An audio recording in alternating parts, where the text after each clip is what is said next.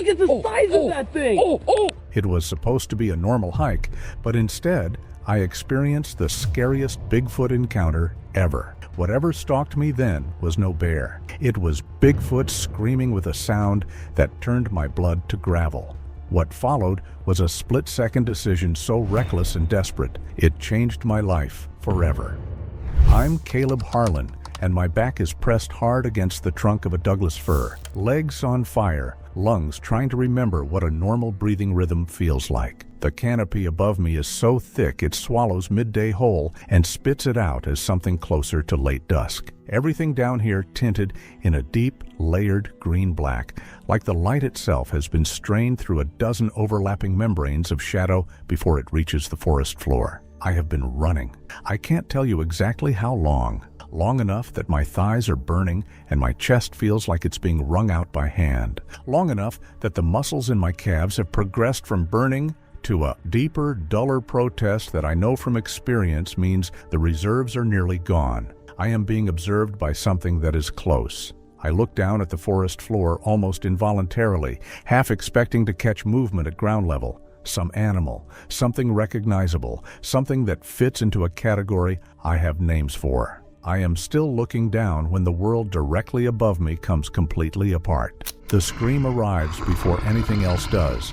Sudden, explosive, zero windup, detonating right overhead with no warning at all, like someone took the upper register of a woman's scream and ran it through a distortion pedal until the signal tore itself into metallic shreds. It lasts half a second, maybe less. In that half second, I have not looked up, have not processed what I'm hearing, am still somewhere between flinching and freezing, still stuck in the gap between stimulus and response. And then Bigfoot drops. I don't mean it jumped down, I mean it fell. Intentionally, purposefully, limbs drawn in tight against its body, torso angled like something that has done this before and knows exactly how to bring the weight down.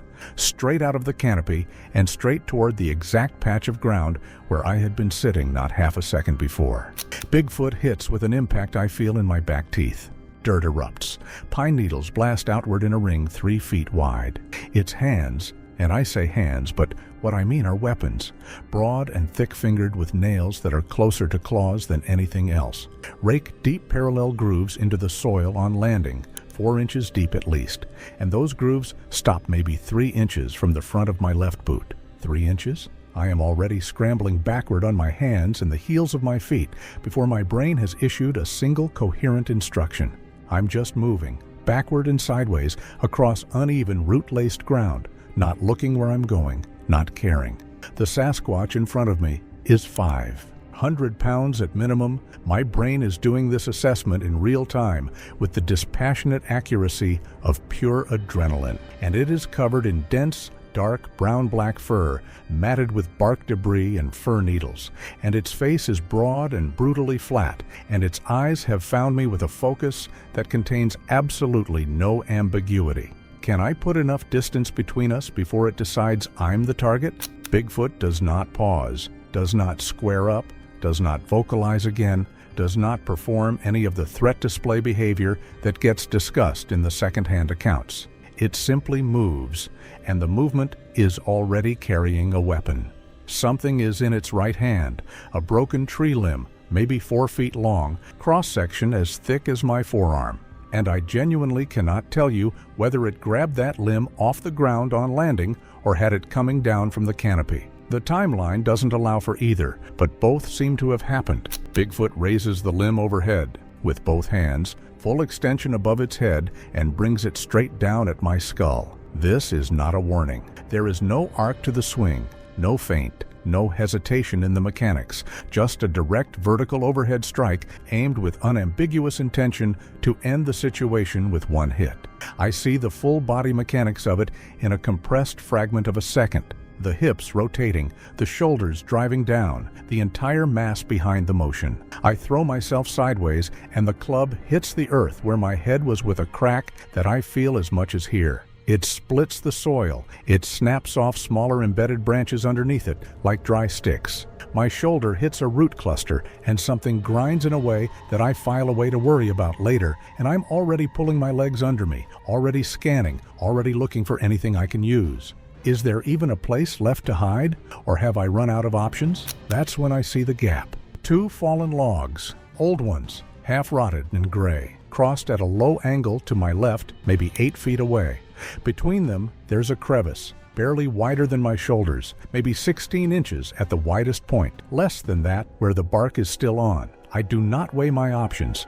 I do not have time to weigh my options. I move, I hit that gap at speed, and I drive myself into it headfirst, scraping both sides of my ribcage simultaneously, feeling fabric shred and then skin shred underneath it. And I wedge in deep enough that my chest is genuinely compressed between the logs, and I have to take short, deliberate half-breaths instead of full ones. My face ends up maybe 6 inches from the outer edge of the opening. My boots are behind me, heels probably visible from outside. I press in as deep as the space allows, and I go completely still. Will this cramped refuge hold, or is it just a trap waiting to snap?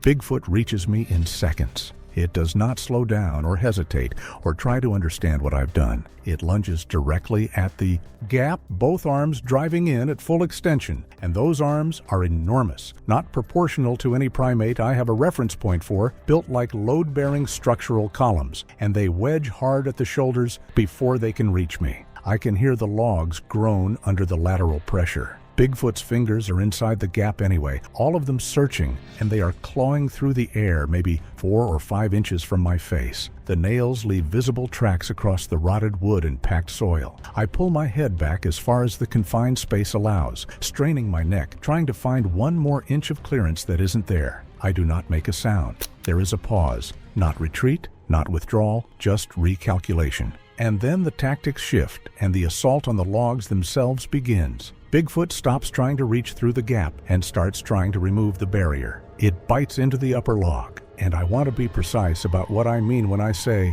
that not gnawing, not exploratory contact, but a full deliberate bite applied with the intent to remove material. Wood fibers snap, chunks of rotted log come away. I can hear the specific sound of it, fibrous and wet, the way compromised wood sounds when it fails under direct force. Between bites, it uses the club, hammering down on top of the log structure with both hands, and each impact travels through the logs and into my back and spine like a shockwave, and each impact sends debris down into the crevice. Splinters, bark fragments, loose soil, all of it falling into my face and eyes, and I cannot move enough to clear any of it. My left eye is partially crusted. The smell inside the crevice is overwhelming. Rot and wet soil and sap and something else, something animal and hot and immediate that doesn't fit any category I have, but that every part of my body is reading as a threat signal. The logs are not collapsing, not yet, but material is being removed with every pass, and the timeline on that math is not favorable. Then the second scream comes in from somewhere to my left, and everything changes.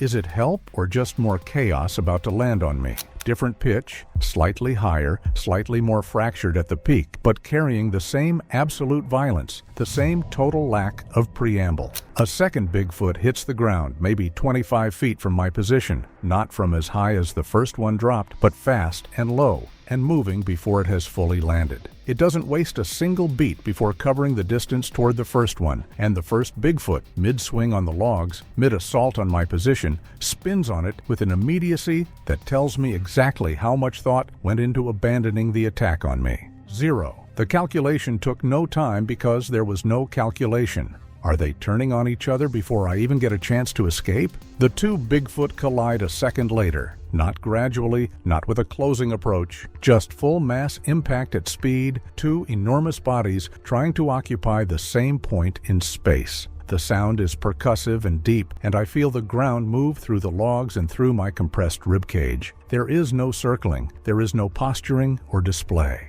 The fight opens at full intensity in the first second and does not step down from there. I am wedged inside a rotting log in the dark, splinters embedding themselves in both eyes and cutting small lines of blood across my eyelids, watching 2 Bigfoot tear into each other not 30 feet from my face. I can hear their breathing, deep, guttural, ragged bursts, smell the musky heat of their fur, the earthy tang of upturned soil and snapped wood. Every movement sends vibrations through the log I am wedged in, but I do not shift, do not adjust more than necessary to maintain position. My chest tightens instinctively, and I do not breathe through my mouth for fear of even the faintest sound. I do not move anything. I do not absolutely have to move. Every nerve is taut. Every muscle is ready. I am trying, almost superstitiously, to become part of the log, to merge with the wood, the rot, the earth around me, to occupy no space of my own, to vanish from the awareness of the creatures tearing the forest apart mere yards away.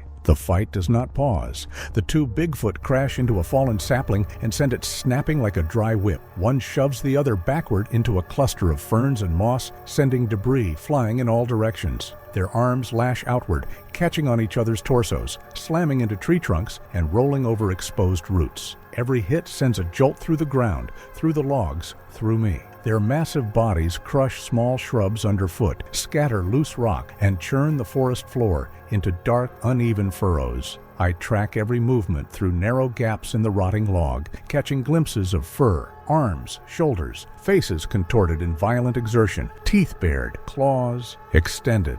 I am pinned, yet hyper-aware. Every second stretches long enough to feel the air vibrate from each impact. If one of them shifts attention even slightly, if their gaze flickers toward me, I know in an instant that my survival depends on absolute stillness. The chaos escalates further. One Bigfoot swings both arms in a coordinated shove, almost imperceptibly timed, and the other braces, legs wide, muscles coiled. Momentum carries both forward, colliding with a nearby trunk, bark shearing under the weight of massive bodies. Branches splinter above me, needles rain down, and the log I occupy vibrates with the shock. I am pressed tighter into the decay, heart hammering, every sense screaming the same urgent warning. Do not move, do not breathe, do not exist in a way they can detect. The fight's volume, its physical presence, fills every inch of the forest within 20 feet. The air dense with the scent of disturbed earth, the metallic tang of dirt and bark, the animal musk of exertion.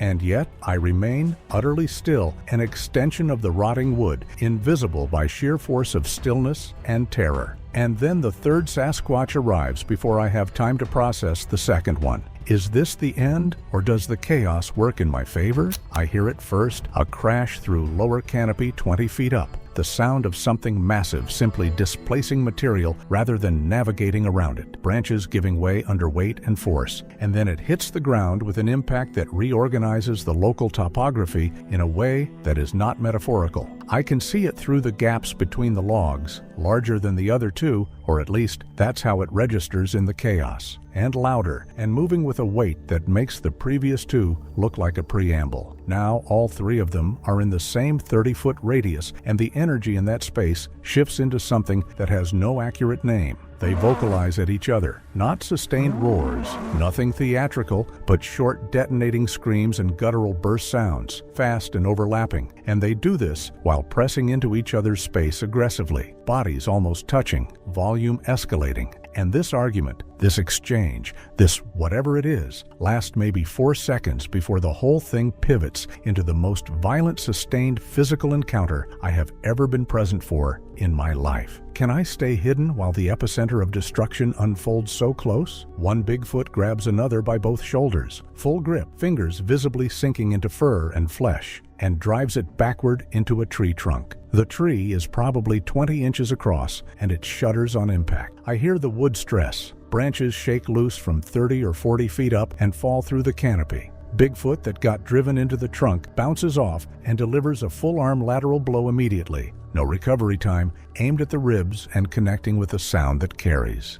The third. Bigfoot enters the exchange from the side with a broken limb it's using as a weapon, sweeping it across the back of the nearest one, and then the biting starts. Constant, purposeful, targeted biting, not panic, not defensive, aimed at shoulders, the back of the neck, the upper arms, anywhere a grip can be established and a hold can be built or material can be pulled away. Dark blood begins to appear in the fur, and not in small amounts. It soaks in and mats the fur, and catches what little light reaches the forest floor, and looks nearly black. The smell of it reaches me inside the crevice. It is copper and iron, and something rawer underneath that. One Bigfoot gets partially lifted, not fully off the ground, but a hip and shoulder maneuver gets its feet clear for a moment, and it gets thrown laterally. It lands on its side and the impact churns the forest floor, exposes root systems that have been underground for decades, sends a spray of dark soil and shattered ground. Cover in a wide radius. It is upright before I have finished registering that it went down. The area between the three of them is being systematically destroyed. Soil churned into loose, dark earth, roots exposed and snapped, bark stripped from 3 or 4 nearby trunks where bodies have been pressed or thrown, fir needles scattered across a 20-foot radius until the ground underneath is bare. One Bigfoot gets the second one down to a knee and goes for the throat with both hands, fingers clamping, and holds it for maybe 2 seconds before the third drags it backward by the fur of its shoulders and the grip breaks. The sequence resets. They start again. The intensity does not decrease between iterations. It climbs. How much destruction can the forest endure before the chaos reaches me? I am watching all of this through gaps in the logs. The gaps are inches from my face. I am not moving. I am not making a sound. I am absolutely and completely aware that if any one of the three of them shifts their attention toward my position even briefly, everything changes immediately and in ways I don't survive. One of Bigfoot takes a simultaneous two-handed shove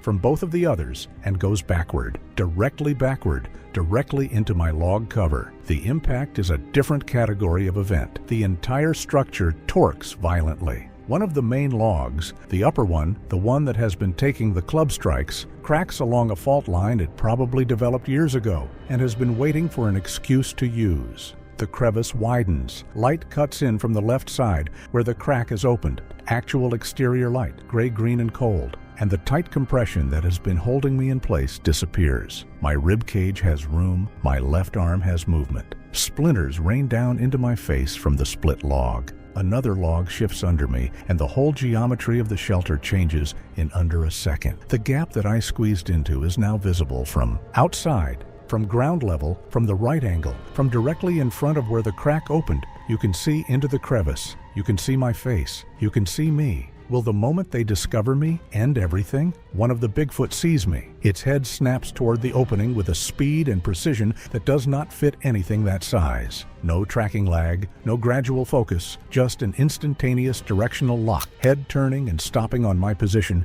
as if on a pivot. Its eyes find mine through the gap.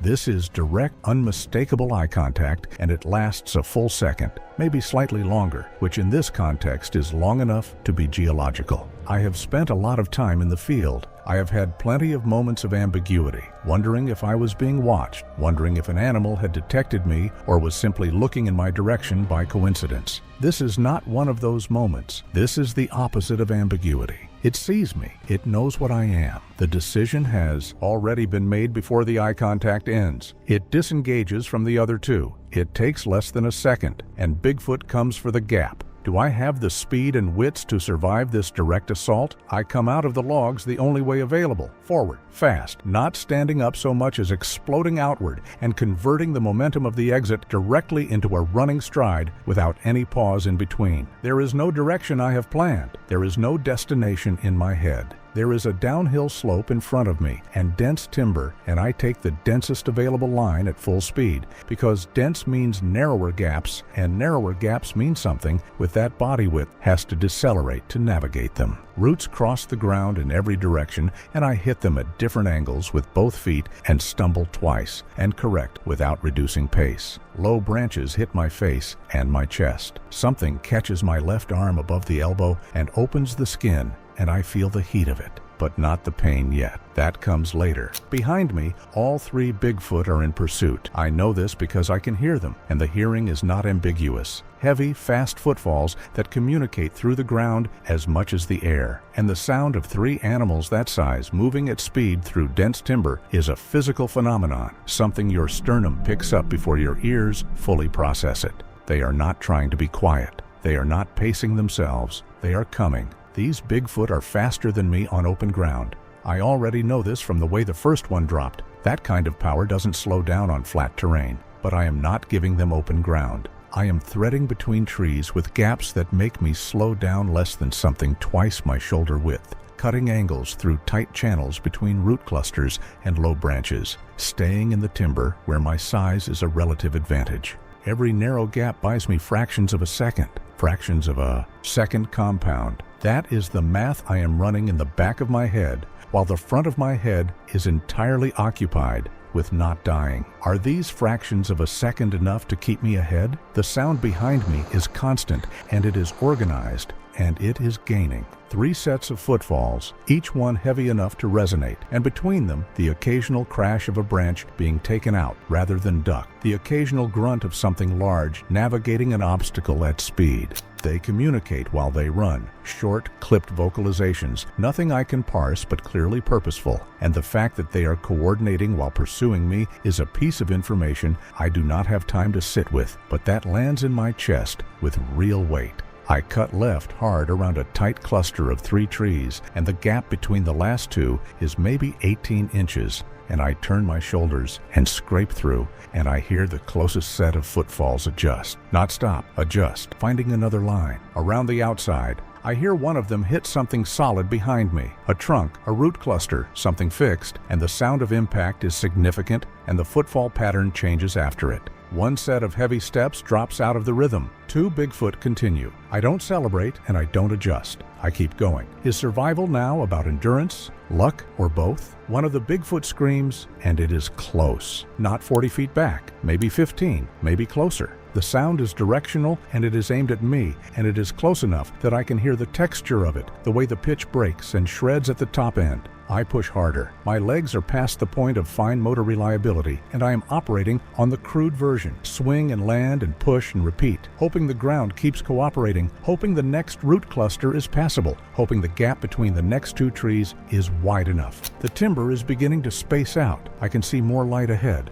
The ground is getting less technical, less obstructed, and that is a mixed development. Better footing for me, but fewer tight gaps to use as speed differentials. I take what the terrain is giving me, and I run. A crash behind me, different from footfalls, different from a collision with a tree. This is the sound of a large mass going lateral, losing its feet, going down. Heavy and sudden, and followed by a few seconds of thrashing, and then the footfall pattern behind me drops to 1 set, then less than 1 set, then staggered and inconsistent. Branches snap behind me once, twice, then silence. Not fading, not trailing off into the distance. Gone. I break into an open stretch. Real light, sparse trees, the feel of the dense forest releasing me into something less compressed. The sounds behind me are absent. Not fading, absent. I do not turn around. I do not slow down to evaluate. I run until my legs simply cannot sustain the pace any longer, and then I collapse into a walk that is barely more organized than falling forward 1 step at a time. I never look back. That felt like the right call at the moment, and it still does. Whatever was moving in those trees, whatever that 3-body collision of something ancient and enormous and categorically indifferent to my presence actually constituted, it stayed in the timber. I made it out with a torn jacket, a gash above the left elbow that needed to be closed, a shoulder that went purple-green over the following 2 days, and a left eye that was partially crusted shut from debris for the better part of an evening. I made it out, and the forest behind me, when I finally stopped moving and stood still enough to listen, was completely and perfectly silent.